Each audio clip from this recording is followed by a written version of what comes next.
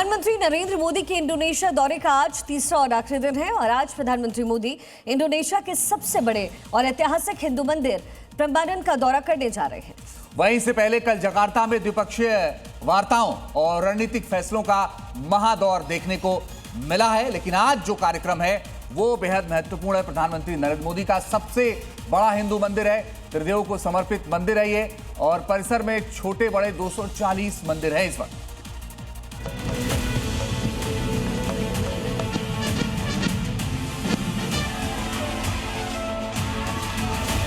मैं राष्ट्रपति जी के साथ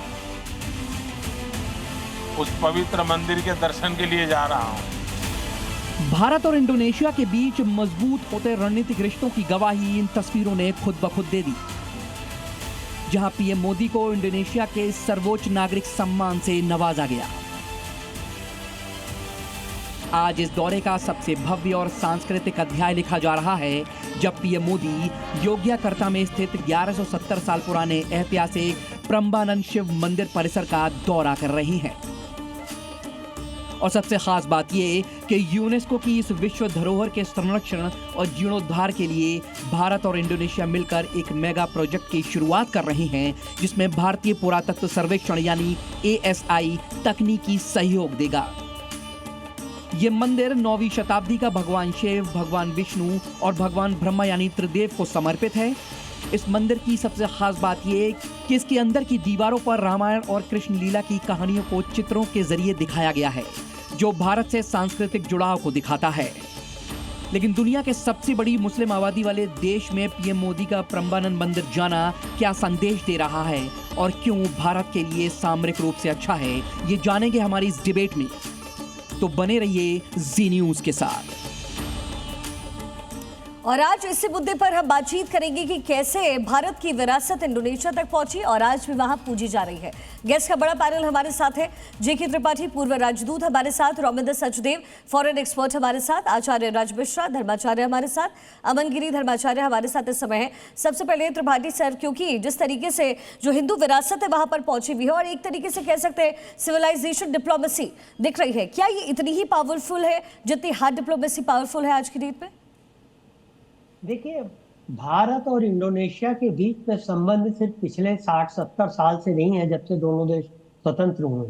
ये संबंध जो है सिविलाइजेशनल है, सांस्कृतिक है, और ये संबंध ऐतिहासिक चोल, चालुक्य और पाल राज्यों के समय में इंडोनेशिया तक भारत का एक तरह से साम्राज्य फैला था, जो आर्थिक साम्राज्य नहीं था लेकिन भारत का सांस्कृतिक साम्राज्य एक तरह से, जिसको बृहत्तर भारत कहा जाता है। आज भी मैं इंडोनेशिया पिछले साल गया था, बाली में हर घर के सामने आपको छोटा या बड़ा मंदिर मिलेगा, और मेरे पूछने पे ये बताया गया कि वहाँ हर घर में जब जन्म होता है तब, या जब मृत्यु होती है तो मृत्यु के बाद शव को समुद्र के किनारे ले जाने से पहले उसको मंदिर के प्रांगण में रखा जाता है, पूजा की जाती, फिर वहां ले जाते। आप ये समझिए कि वहां आपको हर बड़े बड़े चौराहे पे एकदम आपको राम का रथ, हनुमान, अंगद, ये सब मिलेंगे। आपको वहां पर अर्जुन और कृष्ण की मूर्तियां मिलेंगी।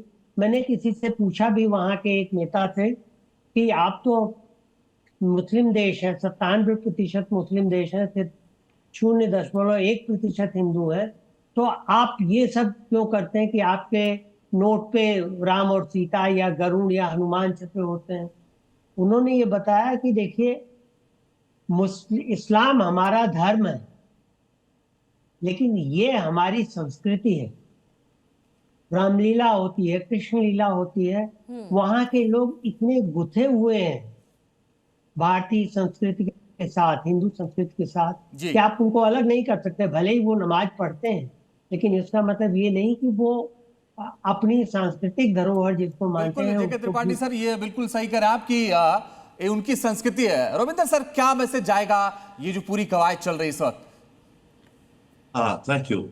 आई थिंक सबसे बड़ा, काफी मैसेजेस जाएंगे, पर एक बड़ा मैसेज ये जाएगा कि देखिए, इंडोनेशिया जो है दुनिया की चौथी लार्जेस्ट पॉपुलेशन है। सबसे बड़ी भारत, फिर चाइना, फिर अमेरिका और चौथा इंडोनेशिया। तो इंडोनेशिया पॉपुलेशन वाइज एक भारी भरकम देश है, दैट इज वन।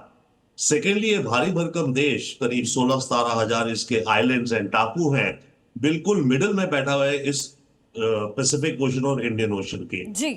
ऐसे में भारत के साथ अपनी कल्चरल रिलेशंस को रिफ्रेश करना, जैसे एम्बेसडर त्रिपाठी बता रहे हैं, ये कल्चरल रिलेशंस और आस्था वहां ऑलरेडी है, बट इसको अब एक नए लेवल पे ले जाना, रिफ्रेश करना, और खासकर इस प्रबंध कॉम्प्लेक्स की रेस्टोरेशन के लिए जो हम कदम उठा रहे हैं, ये इंडिकेट कर रहा है, ऑफ कोर्स कल्चरल डिप्लोमेसी भी है, बट ऑल्सो ये इंडिकेट ये भी कर रहा है ना कि इंडोनेशिया भारत के साथ अपने रिश्ते अच्छे और मधुर बनाना चाहता है। वेरास जबकि वो, जैसे हम समझ रहे हैं, वो एक इस्लामिक मेजॉरिटी, क्या सबसे बड़ा मुस्लिम पॉपुलेशन का देश है।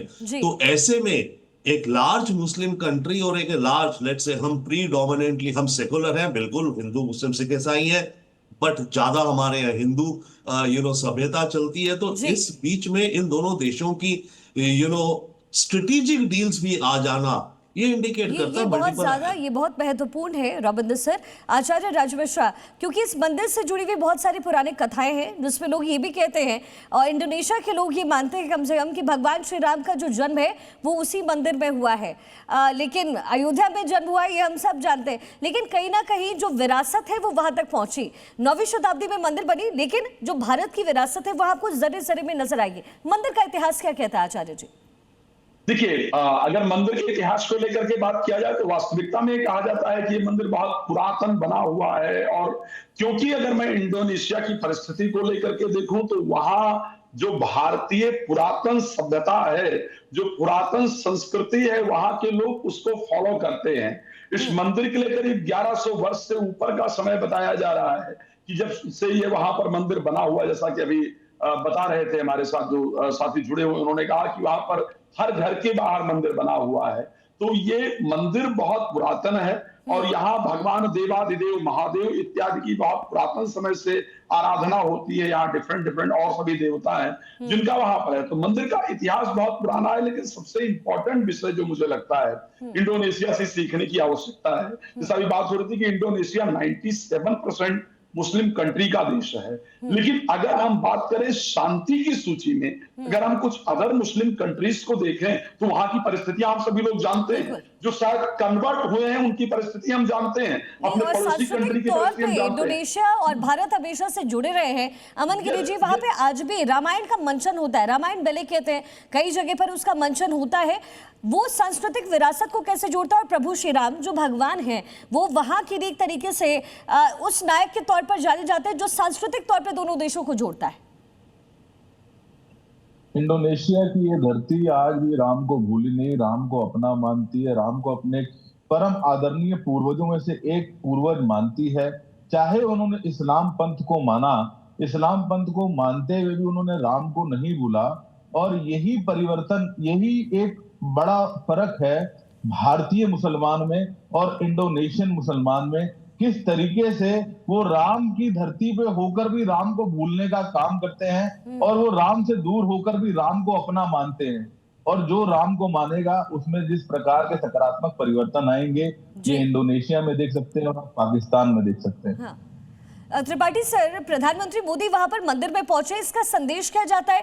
चाइना पर और आसियान देशों का कनेक्ट इससे कैसे होता है, क्या असर पड़ेगा?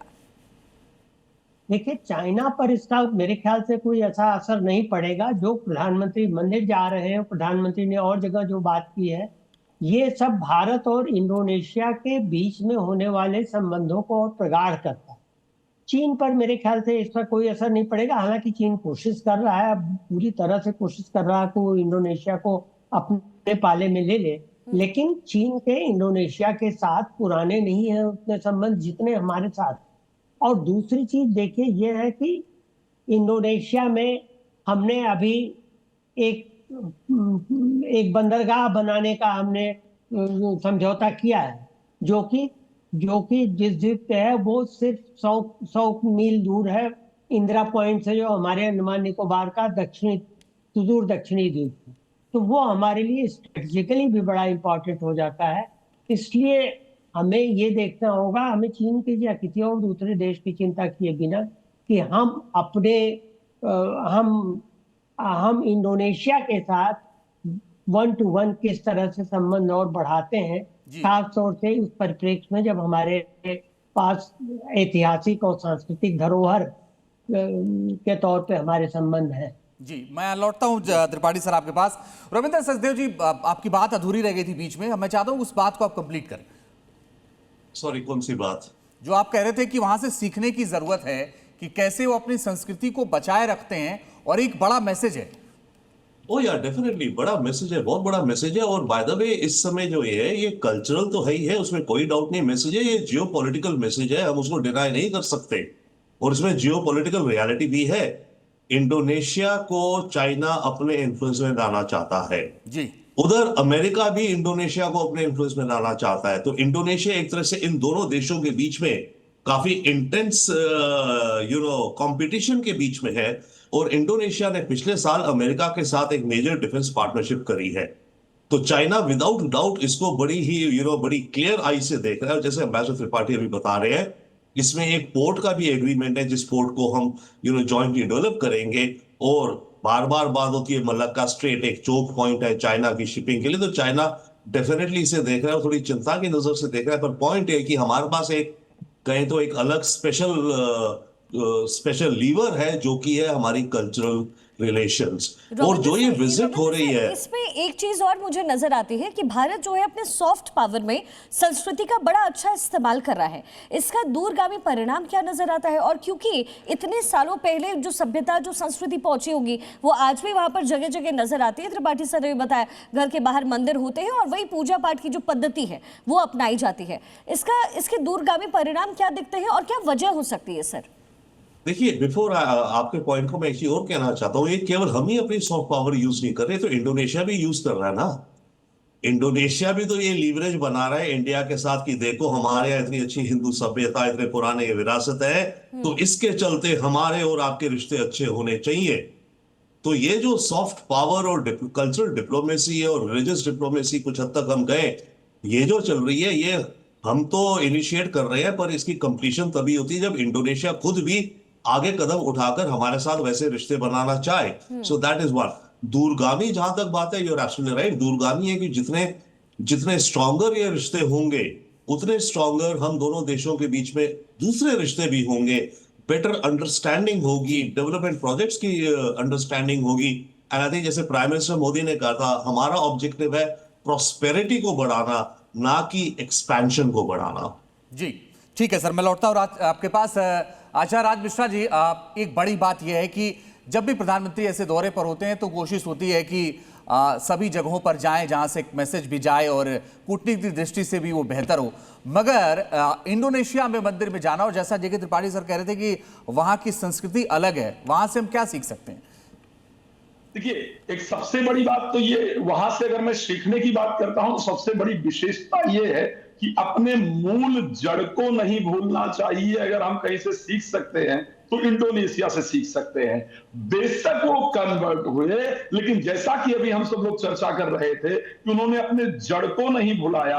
जो एक्चुअल सनातन धर्म है, जो एक्चुअल उनकी मूल संस्कृति है, उसका आज तक पालन करते जा रहे हैं। लेकिन दूसरी बात क्या है, क्योंकि प्रधानमंत्री जब भी कहीं जाते हैं तो हर एक जगह को विजिट करते हैं। श्री रामचरितमानस में गोस्वामी तुलसीदास जी ने एक चौपाई कहा था कि मुखिया मुख सो चाहिए, खान पान कहो एक, और पालई पोसई सकल अन्न तुलसी सहित विवेक। जो किसी भी राष्ट्र का मुखिया होना चाहिए ना, वो ऐसा विवेकवान होना चाहिए, इस प्रकार का होना चाहिए कि वो सभी और यही होता हुआ नजर भी आ रहा है। आचार्य राज जी, एक आखिरी सवाल जरा क्विकली जवाब दीजिएगा। प्रधानमंत्री मोदी के आने के बाद कई ऐसे देश हैं जहां मंदिर का निर्माण हुआ। अयोध्या में मंदिर बनने के बाद क्या सनातन के प्रति लोगों की उत्सुकता बढ़ी है?